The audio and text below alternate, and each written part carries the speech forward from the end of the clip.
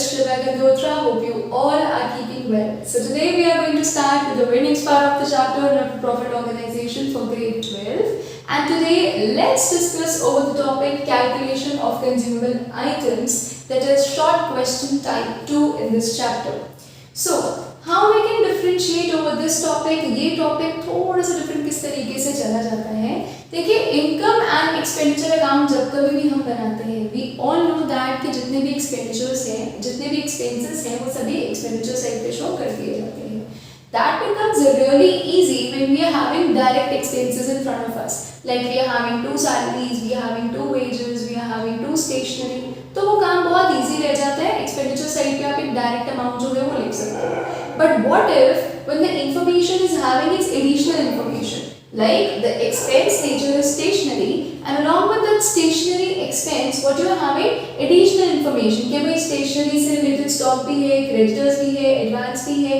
तो ये कुछ additional information एक particular expenditure से related, when you are having additional information like information relating to its stock, its creditors, its advance amount is optional, but वो basic stock और creditors की information जब दे दी जाती है, then we need to do some further calculations so that we can reach to that single amount जो कि income and expenditure account में आना चाहिए. और इसी स्टोरी के बेसिस पे बन जाती है हमारी second question type, that is calculation of consumable items.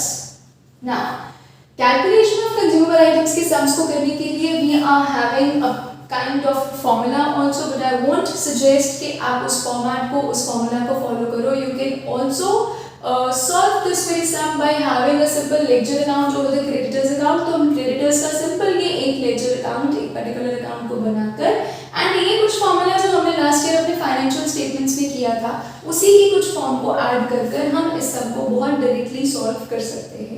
How we can do that? First of all, before starting with this very example, let's understand this very format as well. So if I talk about the creditors account, now we know creditors जो ये कौन है भाई? Creditors are the ones to whom the amount is payable by the business, right? And something which is payable, that's a liability. तो ये creditors हमारी liability होते हैं, and liability का balance हमेशा ही क्या होता है? Credit होता है. Because liability का balance credit होता है, creditors हमारे liability हैं, so the opening balance of liability would always appear on the credit side of the account. अगर opening balance इधर है, तो closing balance इधर होगा. अभी creditors को हम जो कुछ भी पे कर चुके हुए हैं, जितना भी पैसा जा चुका हुआ है, that would be by this, that is to bank account. तो creditors को जितने भी पैसे आप पे कर चुके हुए हो, that would be to bank account. जितना भी पैसा आपने ओपनिंग में पे किया है ना, तो ओपनिंग वन मींस कि जितना भी पैसा करंट ईयर से रिलेटेड है, you have paid to the creditors, that would also be to opening advance.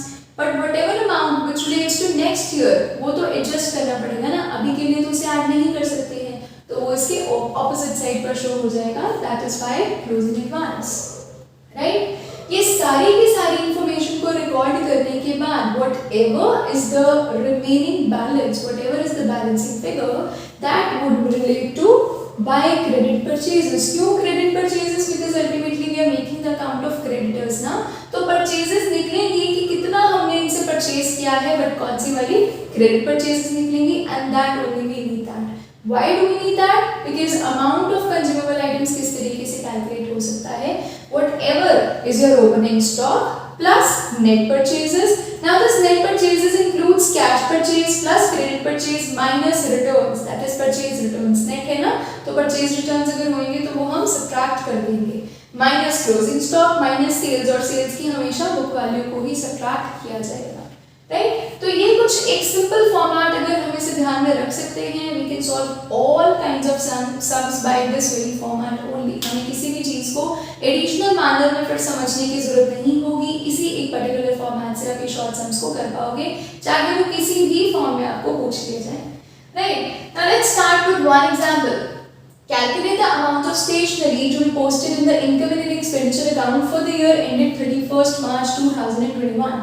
So my year is 31st March 2021. That means 2021, right? तो सबको देखते ही मैंने देखा मुझे amount of stationery निकालना है जो कि पोस्ट होना चाहिए income and expenditure account में. That means what I have to calculate? I have to calculate the amount of consumable items. Amount of consumable items का सम देखते ही आपने ये फॉर्मेट अपने पेज पर ऑलरेडी पहले से ही बना लेना है, ताकि बाद में काम सिर्फ और सिर्फ उस फॉर्मेट की इंफॉर्मेशन को फिल करने का रह जाए, कैलकुलेशंस को करने का रह जाए, राइट। सो ये फॉर्मेट हमारे सामने है। Now let's fill in the information. Firstly stock of stationery as on 1st April 2020। Now this 1st April represents the opening balance, और किसका opening balance है? स्टॉक का। That means opening stock है। opening stock की जरूरत है कहाँ है भाई? यहाँ पर तो creditors account है। opening stock, here is the opening stock, whatever is the amount हम यहाँ पे लिख देते हैं, right? So it's done. Then afterwards creditors for stationery as on 1st April 2020, that's 500। अभी creditors का डेटा है कब? 1st April 2020। 1st April represents again the opening balance। opening balance किसका है? creditors का। creditors का तो यहाँ पर ही होगा ना, creditors के अकाउंट में ही होगा। where is the opening balance? here is the opening balance। so what is the amount? 500। let's put it here, 500, right? so this is also done. Then afterwards we are having advance paid for stationery as on 1st April 2020। now 1st April 2020 again is my opening balance। opening balance किसका है? advance paid का है। that means this is my opening advance। where is the opening advance? this is the opening advance। what is the amount? amount is 100। let's put it here, done. Then afterwards we are having stock of stationery as on 31st March 2021, it's 200। now 31st March 2021 it represents the closing balance। closing balance होता है ना, ये closing year होता है, closing date है हमारी, ठीक है। तो क्लोजिंग बैलेंस किस चीज का है? स्टॉक का है, which represents closing stock। where is the closing stock? here is the closing stock।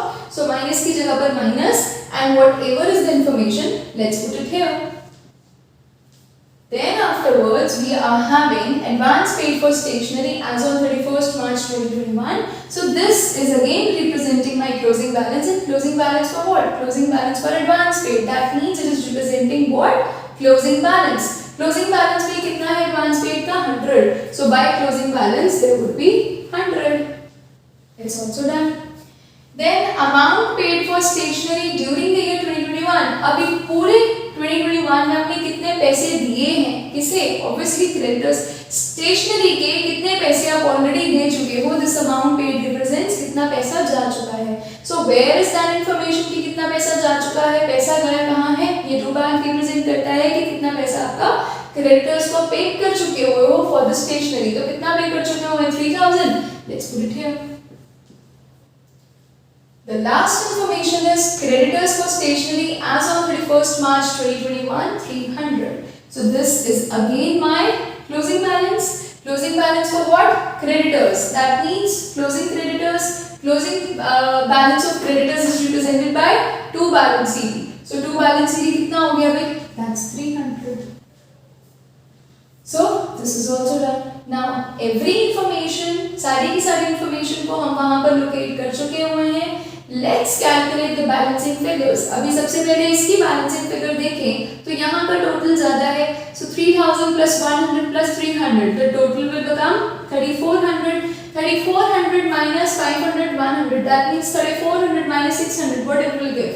2800, right? so this 2800 is the balance for credit purchases। ये account आपका match करके। now amount of consumable items is equals to opening stock, information पहले ही fill in हो गई, plus की जगह पर plus। net purchases, net purchases comprised of this। अभी cash purchase कोई है नहीं, plus credit purchases वो भी अभी निकाली, that is 2800। returns कोई है नहीं, 0, चाहे इसे bracket में रखना चाहो you can put that into bracket as well। Minus की जगह माइनस, तो ये हमने -200 किया ही हुआ, हम थोड़ा सा इसको पास में ले जाते हैं। क्लोजिंग स्टॉक हमारा 200 था, सेल्स कोई गिवन नहीं थी, 0। So what it will be? 700 plus 2800 minus 200, right? This is the thing ना। So what it will be? 2800 minus plus 700, 9, 10, 11, 12, 13, 14, 15. So it's 3500 minus 200. What will be the answer? 3300. So this 3300 is the amount which is the amount for consumable items.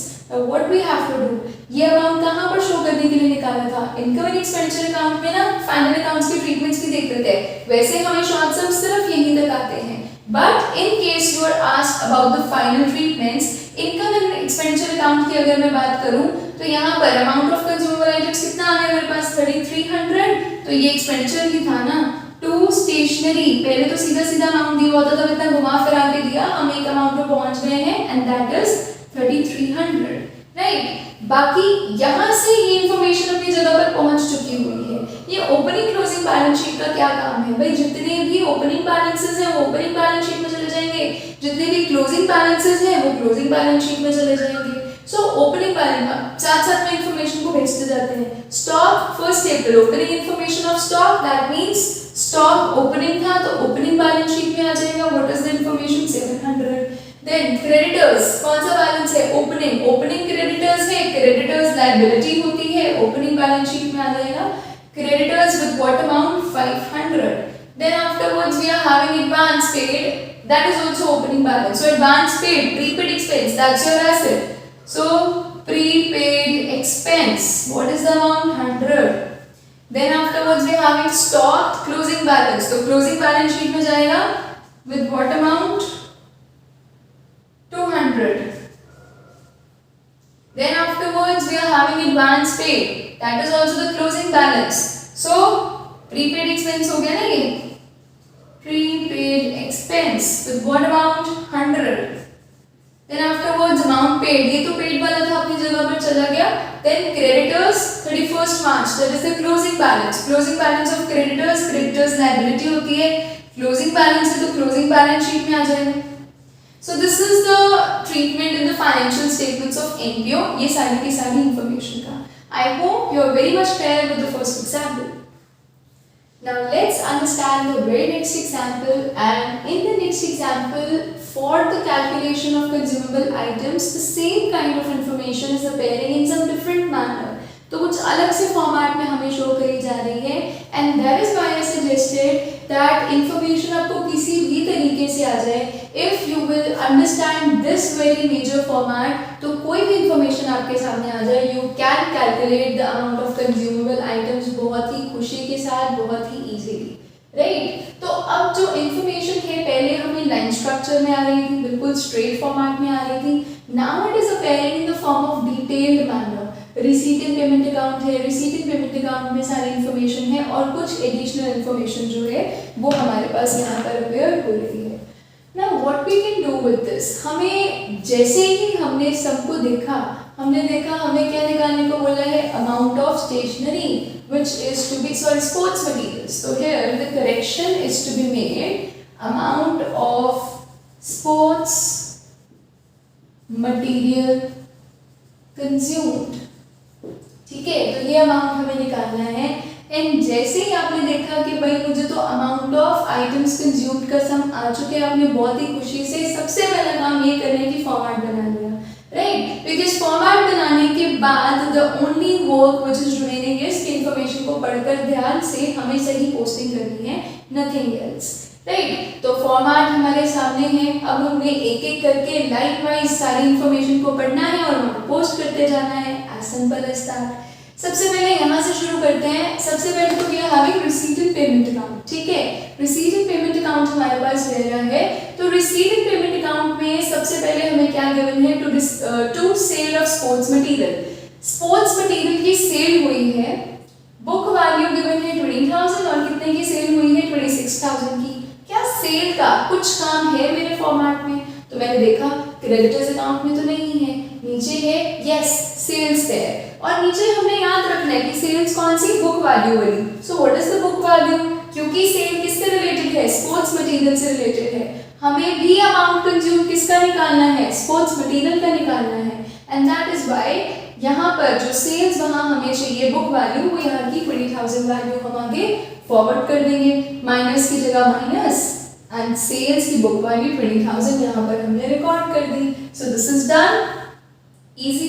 Then by creditors for sports material, भाई information sports material के साथ related है, यहाँ तो आनी बनती है। Creditors यहाँ से देखिए ये क्या हो सकता है, तो ये किसमें अपेयर हो रहा है, receipt and payment account. Receipt and payment account कौन सा अकाउंट होता था जो कि क्या रिकॉर्ड करता है, कैश का आना जाना, ये आना और ये जाना। जितना कैश आ रहा है वो डेबिट साइड पर रिपेयर होता है और जितना कैश जा रहा है वो क्रेडिट साइड पर रिपेयर होता है, राइट। तो bye creditors for sports material 61,000, what does that mean कि क्रेडिटर्स को कितने पैसे दिए हैं और क्रेडिटर्स को कितने पैसे दिए होते हैं, वो कहाँ इंफॉर्मेशन आती है, to bank account. So what is the amount, चुपचाप इधर पोस्ट कर देंगे, done.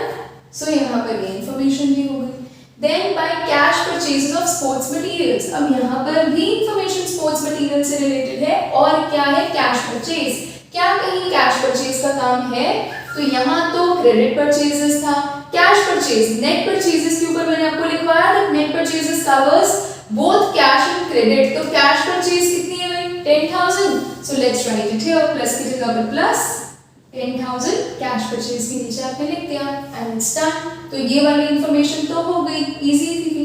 Then afterwards we are having this additional information. सबसे पहले हमें given है stock of this SMS sports material. जगह थोड़ी कम थी, थोड़ा सा adjust कर लेना. So this SM represents sports materials. So stock of sports material. अब यहाँ पर this दो amounts दिए गए हैं हमें.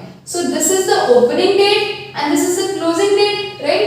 April 1, 2020 the opening date and March 31, 2021 is the closing date. So this will represent my opening balance and this will represent the closing balance, right? तो सबसे पहले given है stock of sports material.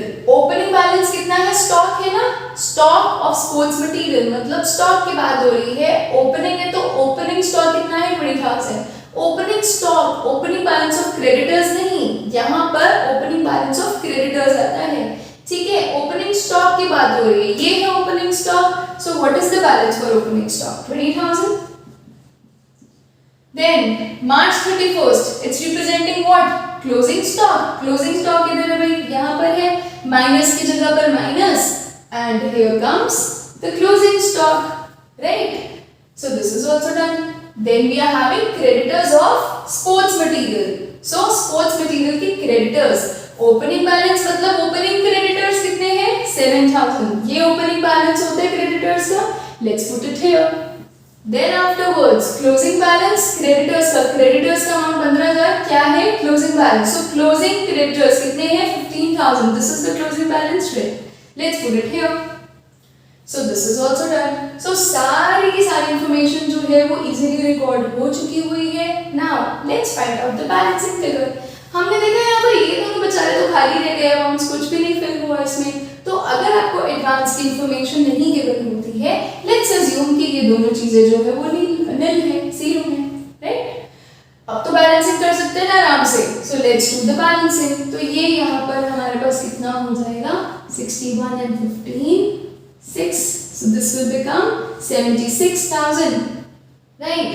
76,000 minus 7,000. So 76,000, 6,000 ये 70,000. It will become 69,000. So total match हो गया 76,000, 76,000. हमने balancing figure इस तरीके से, किस तरीके से बैलेंसिंग फिगर निकालनी, let's find out the total. जिसकी भी साइड ज्यादा है, ये साइड ज्यादा थी, 61,000 प्लस 15,000, 76,000। 76,000 माइनस दिस साइड, तो 76,000 माइनस 7,000 कितना हम बैलेंस बच रहा था, 69। किसके आगे आएगा, whatever is the remaining statement. और रिमेनिंग हमारे पास क्या रह रहा था भाई, क्रेडिट परचेजेस। और यही तो हमें इस अकाउंट से मेनली कैलकुलेट करना होता है, क्योंकि नीचे कैरी फॉरवर्ड क्या होती है, यही तो क्रेडिट परचेजेस होती है, और तो कुछ जाता ही नहीं है, राइट। तो बेसिकली क्रेडिटर्स अकाउंट को बनाने का मेन मोटिव ही यही था, that we need to calculate the credit purchases. यही निकालने के लिए हमें अकाउंट बनाना पड़ता है। आपके पास कुछ सम्स ऐसे भी आ सकते हैं जिसमें क्रेडिट परचेजेस ऑलरेडी दी होगी, तो उसमें हमें कुछ भी अकाउंट बनाने की जरूरत नहीं है, उसमें आपने अकाउंट बनाने नहीं बैठ जाना है, ठीक है। अगर आपको क्रेडिट परचेजेस ऑलरेडी गिवन है, why would you need the creditors account then, क्योंकि मेन इंफॉर्मेशन नीचे कौन सी फॉरवर्ड होती है, क्रेडिट परचेजेस ही होती है, right.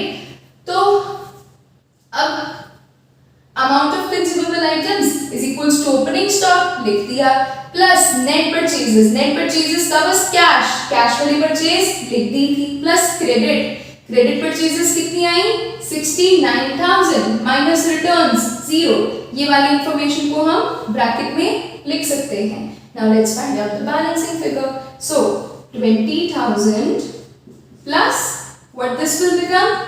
79,000 minus 25,000 minus 20,000. So what this will become? This will become 20 and 7. 99,000 minus 2 to 4. 45,000. So 99,000 minus 45,000. What it will give? 4.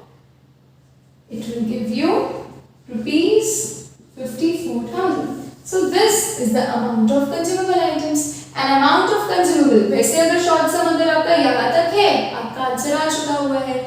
In case the question asks for the financial treatments, कि financial statements में इन सभी चीजों के ये सारी की सारी information के क्या treatments होंगे, तो वो किस तरीके से कर सकते हैं?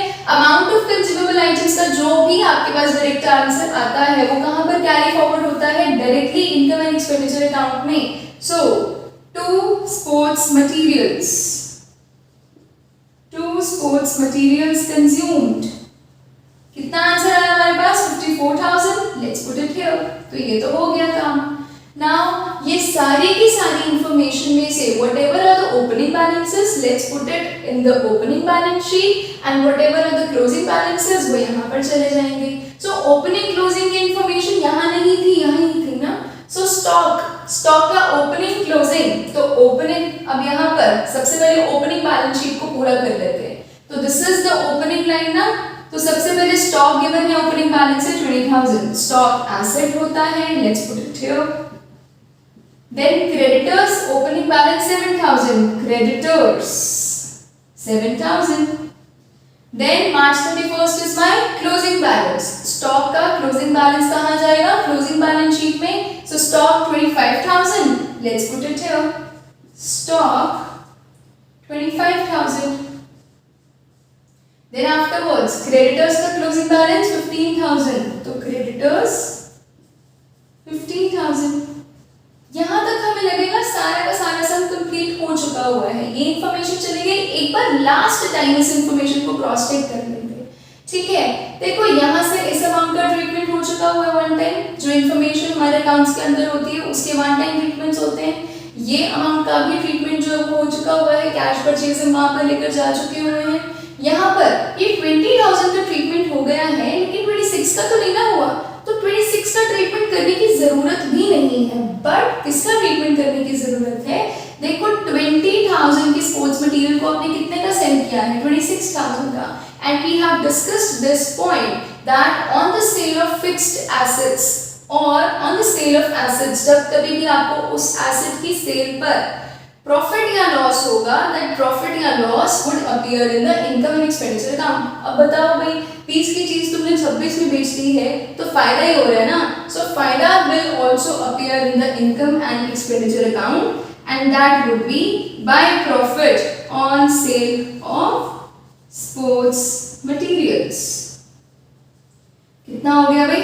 6,000. अभी ये जाकर पूरा का पूरा सम आपका कंप्लीट हुआ है, along with the treatment of this whole information in the financial statements. I hope this very sum is also very much clear to you. In case of having any doubts, you can write down in the comment section. For today, itna hi. Thanks very much.